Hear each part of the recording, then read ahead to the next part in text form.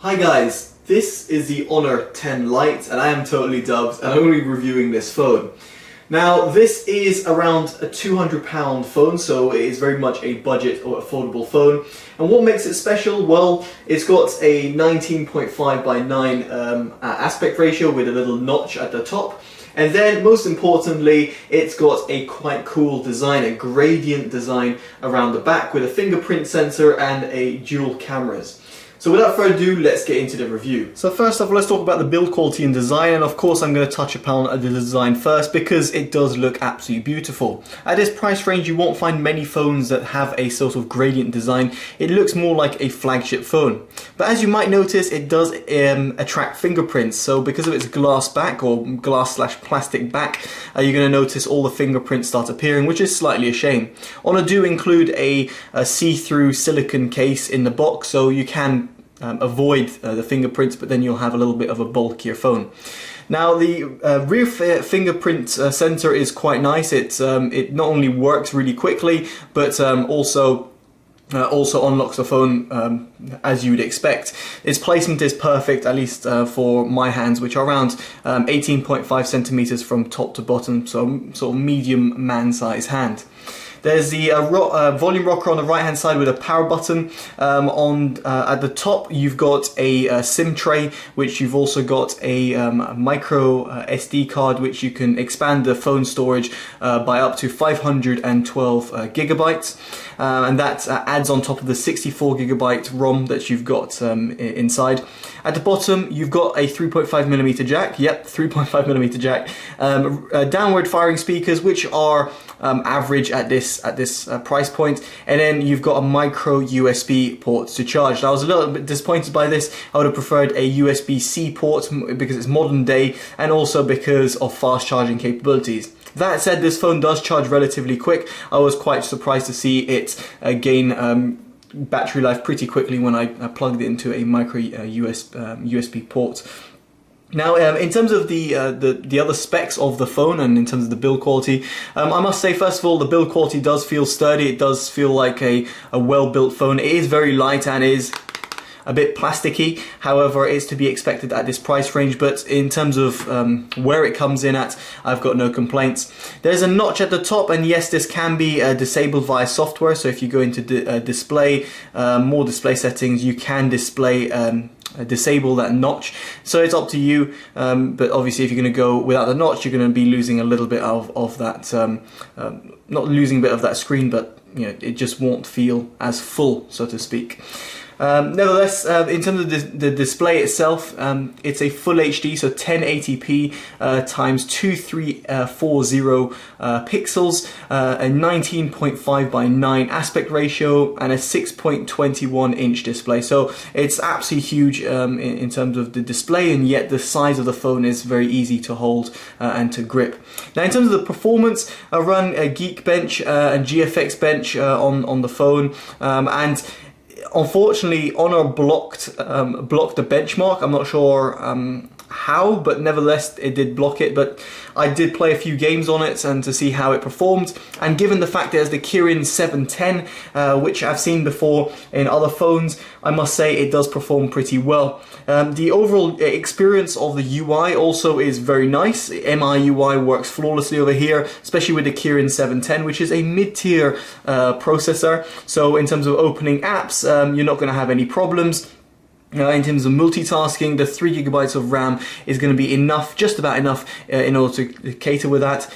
Of course, it doesn't compare quite with the Moto G6 or the G6 Play, which in my opinion, their stock Android has a much more fluid experience. However, they have a lower spec Snapdragon processor, and it kind of shows when you're kind of moving into the UI, or let's say opening up the camera and wanting to take a quick picture. On the Moto G6 and G6 Play, it just takes that extra little bit of time. Of course, it's not going to perform with a flagship phone. In terms of gaming performance, you know, expect to be playing PUBG at around, say, 10 to 15 FPS, which is acceptable at this price range. Given it in terms of its competitors, such as a Moto G6 or G6 Play, they're going to be performing a little bit worse than that. Yet a flagship will be getting you about 60 FPS and ultra resolution, everything. So just bear that in mind. Put your set your expectations correctly. Now in terms of the camera, at the rear you've got a dual 13 megapixel plus 2 megapixel depth sensor. It's got phase detect autofocus as well, so it's going to autofocus pretty quickly. And you've got a flash. Now the flash tone was actually quite good. It gave a sort of a fair flash tone. I didn't have any complaints with that, but the 13 megapixel camera actually does really well. As it's its main camera, it's not just a single lens camera because obviously there's two there, but the single 13 megapixel camera does capture plenty of detail. I was surprised at how well it did in comparison to the Moto G6 and G6 Play. However, due to the processing power and even just due to the camera sensors that Motorola use, the Honor device doesn't quite compete with them. So if you're looking for a budget rear camera snapper, then the Moto G6 and G6 Play will be a better option, and they come in at around the same price. The same story can't be said with the front-facing camera, however, because the front-facing camera on this Honor device is a 24 megapixel camera. Now, pixels aside, it actually does capture a great sort of depth, captures a great amount of detail, and actually looks really nice. It captures everything that you'd want it to do, and it's got auto HDR mode as well with the front-facing camera, so you're going to get really nice sort of portrait shots or just selfies with, you know, whoever you want to take selfies with, or even with just yourself and a building in the background. It does a really good job. In terms of recording capabilities, in terms of video that is, it does 1080p, which is absolutely fine, and it does 60 FPS around the back. Around the front, however, I think it's limited, if I'm not mistaken from memory, it is limited to 1080p 30 FPS, as you can see, but you can also record it at a larger aspect ratio if you want to share it with social media or what have you. And yeah, there you go. Here I am with the tripod and the camera. So in terms of camera performance, I must say I'm impressed, especially with its front-facing selfie camera. I would say it's among one of the best selfie cameras at this price range. However, its rear camera is a little bit behind the Moto G6 or G6 Play equivalent. So what do I think about the phone? Now, the Honor 10 Lite does come in at a competitive price at around £200, or at least that's what the suggested price is. I think this Honor 10 Lite is one of the most attractive smartphones you can find on the market. Couple that with a nice large display, and yes, it might not be the most accurate display because it's not an IPS fully tuned display, let's put it that way, but the aspect ratio is going to be quite nice to look at your YouTube videos or whatever have you, and its full HD resolution is quite nice. And on top of that, you've got a great selfie camera, so if you want to take selfies, or you do take a lot of selfies, then you'll be pleased with this camera. It actually betters the G6 and G6 Play in this respect. However, if you do like taking rear-facing shots, then the G6 and G6 Play, plus their pure kind of Android experience, will feel nicer and also give you better shots with your rear-facing camera. So it's really up to you. These two phones or these three phones, should I say, come in at pretty much the same price. It's up to you to decide which one you'd prefer. Personally, I would say the G6 and the G6 Play are my go-to phones because I do take a lot of photos with the rear-facing cameras, and in that respect I would like it to be the best that it could do. However, I can see this being a definite contender in the market, especially at this competitive price. I think this design especially is going to go down well with a few people, and given the fact that you can find this in different colours, I don't think many people are going to be complaining.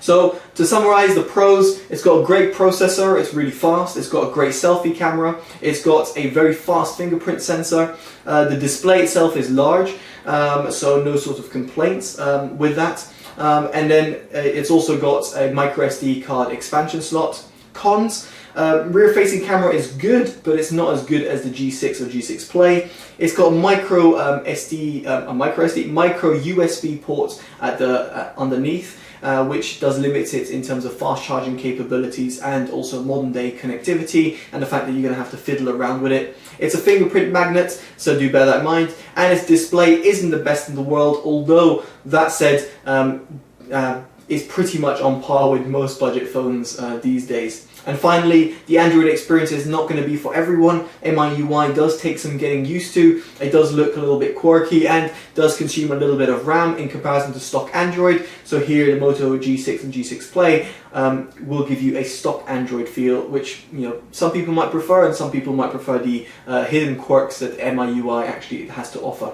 So there we go, guys. That's pretty much it. If you've got any questions, make sure you pop them down in the description, pop them in the comments below. In the description below, you'll find all the buy links and more information about the phone and the specs, such as on GSMA.